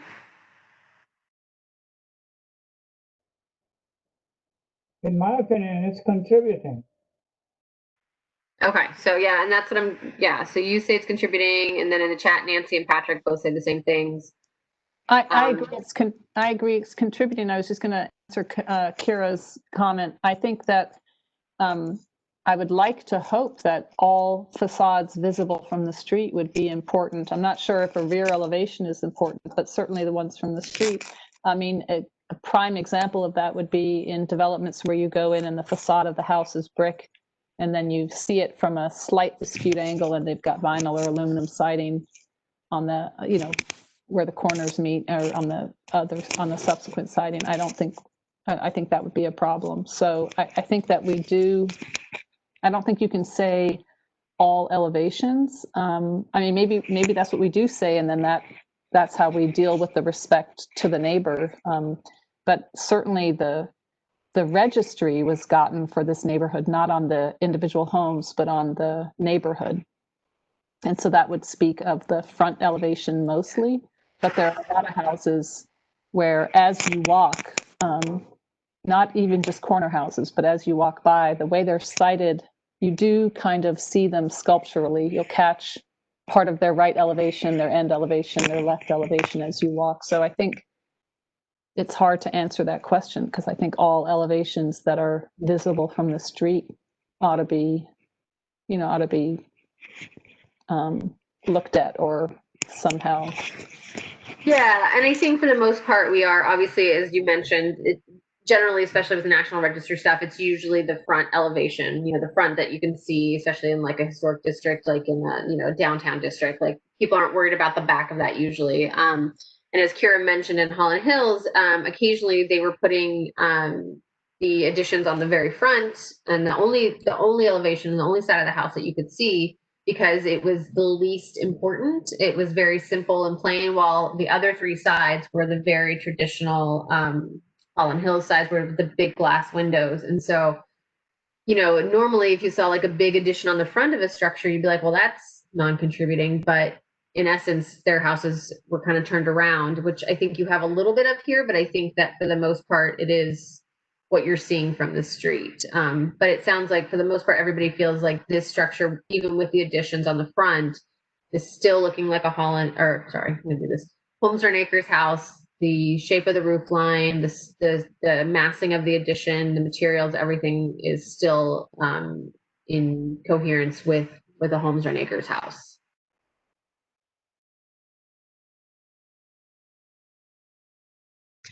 Yeah, I would agree that it's contributing. I did question when I first looked at it about the windows, but generally, like, I can definitely recognize this as a Homes Rent home. So. Oh, Okay. for sure. For sure. Okay. All right. Move on to the next one. 7801. Obviously, this has had some changes. It's too far. But I think that first, there. Obviously, I don't think I need to say much about what's changed, but I'd love to get your guys' thoughts on.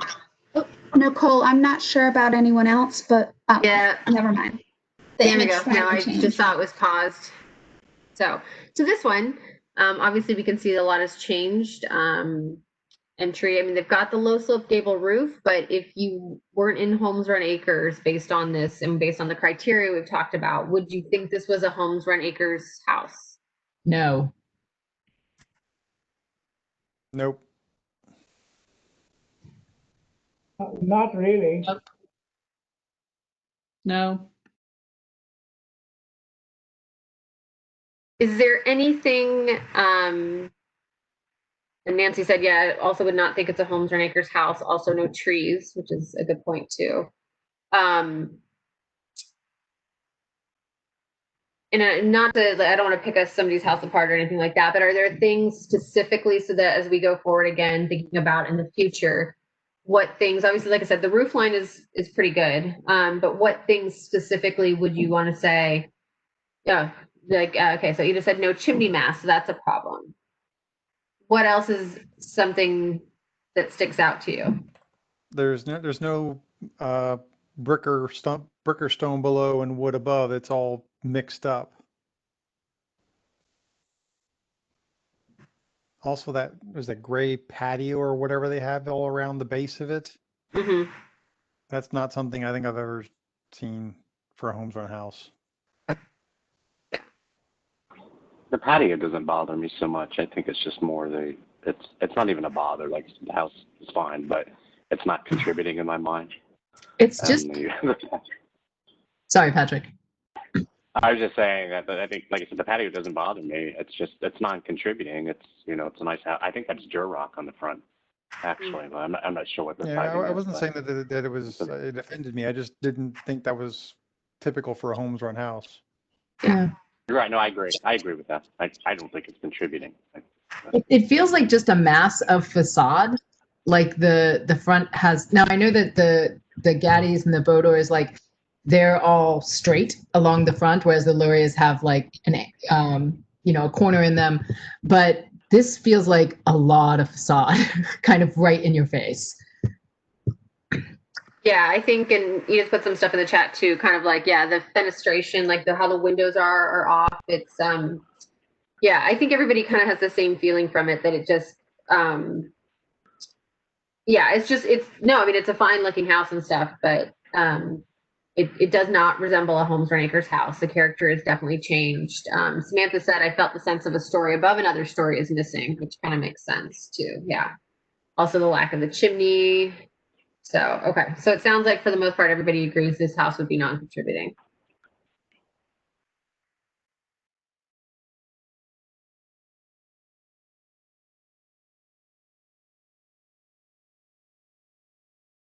All right. So 7803 Holmes Run Drive. So you can This is my favorite one. You can see here where the original roof line was, and then there's like a front addition, I think, too, and then a top addition. Kira, what's the description from the permits? So I don't just babble. Edith just expressed my I think comment on this one last time we met. I found it hard to say it was non-contributing. I just have such a visceral reaction to it that I don't know how to even respond to it. But So it appears that based on permits and stuff, there is a second story addition on the rear of the building, as well as with a second story pop-up, as well as a 2-story addition on the rear. So we were wondering too about the massing, if it is in or out. Yeah, so maybe if I was going to like argue a different position and say it was non-contributing, something happened to the front of the house where they reduced the windows, I think, unless I'm missing it. Maybe it's just the orientation of the house. It feels like the window to wall ratio is off, and it feels like to me almost kind of what do they call? I don't remember the style of houses. It feels like one of those 80s houses, and I can't figure out why. But then It feels the more other like a half of me split says, level than a Homes or an Acre house. Yeah. I just don't know how to describe it. And Is the size?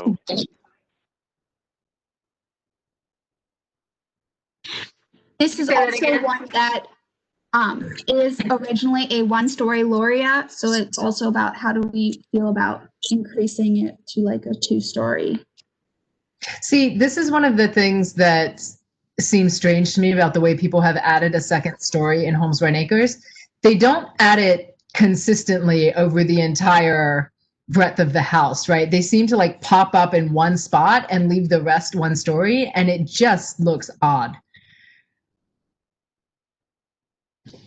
And by the way, is that vinyl siding? Patrick, I agree with you that the wall to window ratio is off. And plus the windows in the top left-hand corner, those are totally atypical. I mean, the fact that they're like, it's got the panel frame sort of things and the different, what do you call that? Like, is that a lattice? I don't know what that's called. But that it is totally atypical. I would say this is non-contributing.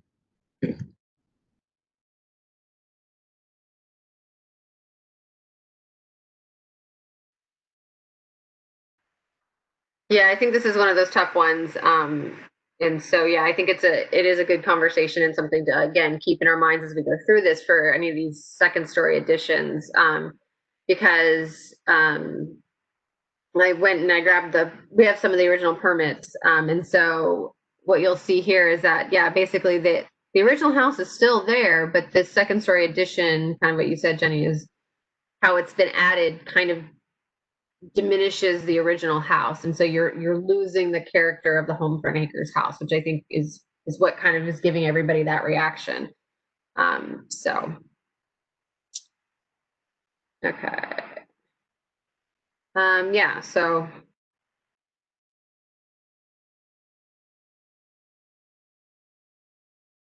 I think this is another example of, you know, when you're adding on to something that's historical,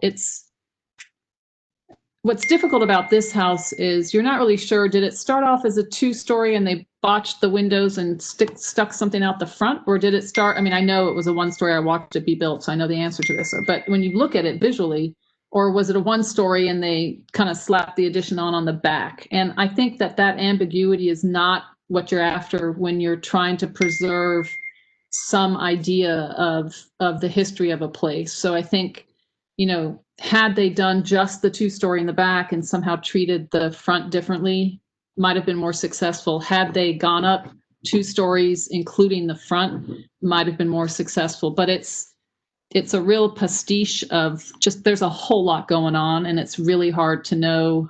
It's really hard to make sense out of it. So that I'm just offering that as maybe one way to regulate would be pick something. yeah. I don't know. Pick something and stick with it. No, I think that's kind of, yeah, I think that's the issue, and I think that's something that we'll try to hash out as we go through this. So I think, yeah, we're all kind of on the same page of how it looks and feels as a Homes Run Acres house. But we'll talk more, I think, about how to do a 1-story or 2-story addition. So can I just add something here? Sorry. I was just going to say, I have a lot of friends in the neighborhood who have said it's non-contributing. So if we threw it out to a vote in the neighborhood, I think we'd probably land on non-contributing because the reaction is just so confusing from people on it. And I think this one raises the point of that we were making about the one on the corner of Holmes Run and I've always forget the name of that road, the beautiful one that has the stone. That one, it has. Yeah, thank you. That one has the curb appeal, but it still looks like a Homes Run house. And we said we'd come back to this later. Are we just getting kind of muddled by the fact that it has curb appeal. But if you think of the Swiss Chalet or the Tuscan Palace, to me, those are beautiful homes that have curb appeal, but they totally do not belong in this neighborhood. So I think we can distinguish. Which one is the Swiss Chalet? The one right next to the Tuscan Palace. Oh, okay. It's beautiful. I love that house, but it doesn't belong here. Yeah, and I think that's hopefully what, if we keep those things that we talked about at the beginning of what makes a Holmes Run Acres house in our head as we go through this, it's easy to kind of, I mean, obviously this is not a perfect science, but we're trying to make it as random as possible, right? We want to look at that criteria and understand that, yeah, this has been modified so much that you don't look at it automatically and say, oh yeah, it's a Holmes Run Acres house. You're like, wait, where is the Holmes Run Acres house? So I think that's good. Okay, we'll move on to the next.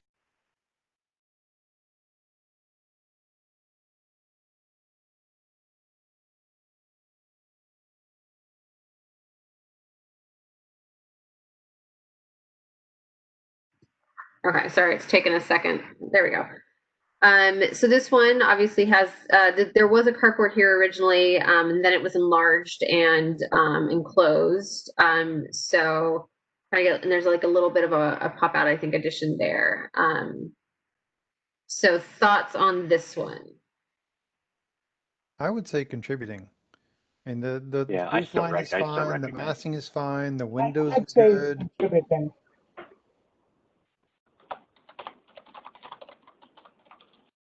I'm going to have to sit on the fence on that one. The proportions of the addition to the rest of the house, I feel are really off. I'm not sure I would recognize that as a Holmes Run home, although as Edith said, I couldn't tell what the original part of the house was.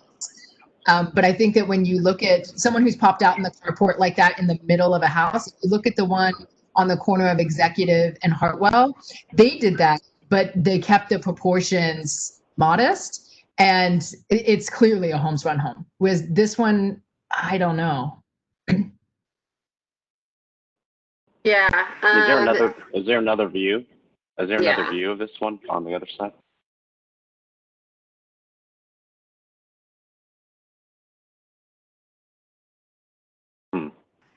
Yeah, that's as far as we can go.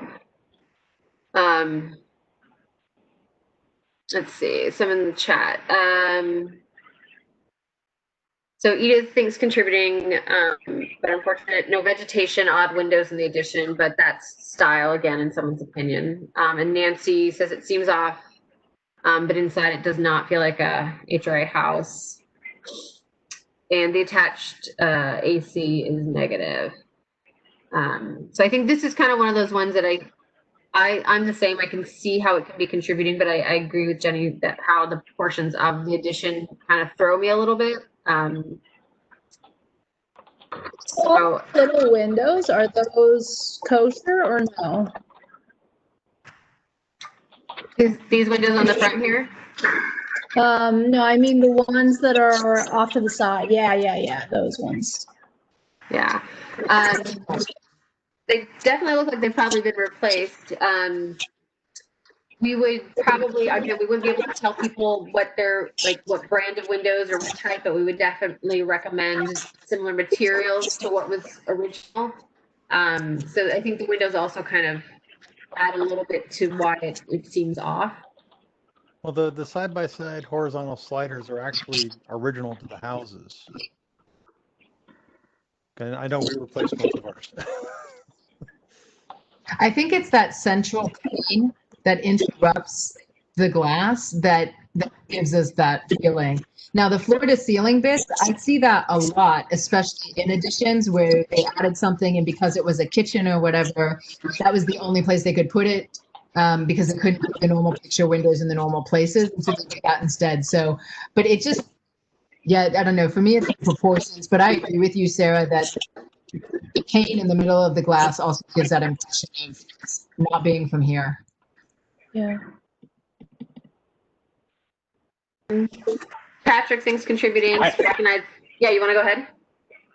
Yeah, I was going to say I can still recognize it, but it's just confusing, and it feels like the windows up front are off. I mean, if I was going to give an example, that I think the back part of it that runs left to right reminds me a bit of the front of my house.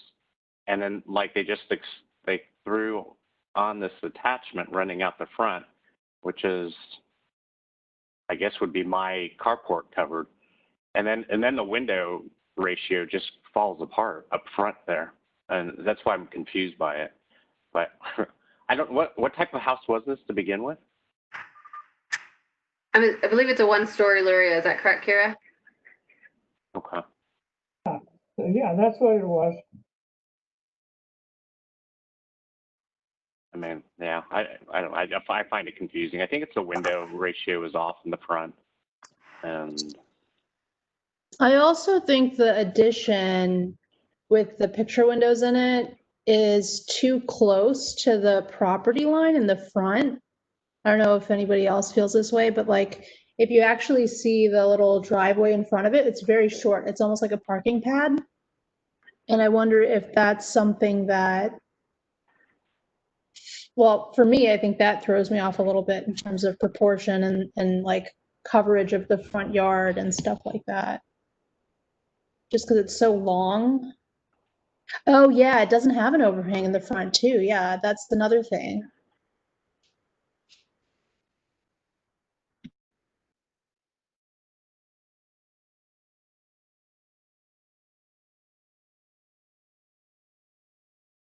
Yeah, so maybe that's what I'm picking up on. Edith nailed it. I couldn't figure out what was weird Yeah, about the front, I but can it's see that, the yeah. lack of the overhang. Yeah, it's like a snub nose without it. That's why it looks like an attachment, like they just put a shed up against the front of it or a trailer. I can't figure out what happened there, but yeah. I know. Okay. Okay, it is almost 8:30, so we've got through almost all of them, which is great. And I think we've had really good and productive conversations. I think a lot of this is, I feel like we've got a good list of what we're looking at. And then also I think with these conversations, I think it's going to help us kind of start getting the content for the bigger conversation at the end of like, what would the design guidelines be and what would we recommend for additions, for decks, for roof lines. So I think this is a really good start tonight. So thank you, everybody. I'm just going to pull up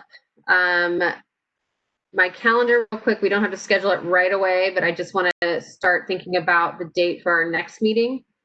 Because I want to make sure that everyone's thinking about it. So if we're going to do November, it would probably be, if we could stick with the Wednesday again, we would be looking at November 18th. So I will send out an email probably this week just to check in with you guys. And also I will be asking for your home addresses, and I will work on getting everything printed out and mailed to you so you guys can have hard copies of everything that we've been doing so far. So does anybody else have any thoughts or questions for tonight? And of course, you can always call me or email me if you think of something over the next few days. I'm always available to chat, but I really do appreciate the conversation tonight. I think it was really good, and I think it's going to help us lay the foundation for the more difficult conversations as we go down the road. So, does anybody have the notes from how they described the Holly courthouses? I wasn't part of that meeting, but I think it would be helpful for me to kind of gauge and understand like the kinds of I can get you the when we record the meetings, it records the conversation. So I can, I need to post it on the website, but when I do that, I'll send out to you guys that and the discussion that happened too. Okay, great. Yeah. Okay. If no other thoughts or questions, let's see if something in the chat. Nancy said thanks and good discussion, and she will miss November. Thanks for letting me know, Nancy. And hopefully her house doesn't end up on the discussion for November. Yeah, so if nothing else, thank you guys so much, and I will be in touch later this week. I appreciate it. Thanks, everyone. Good meeting. Thanks, everyone. Bye, guys. Thank you. Thank you very much.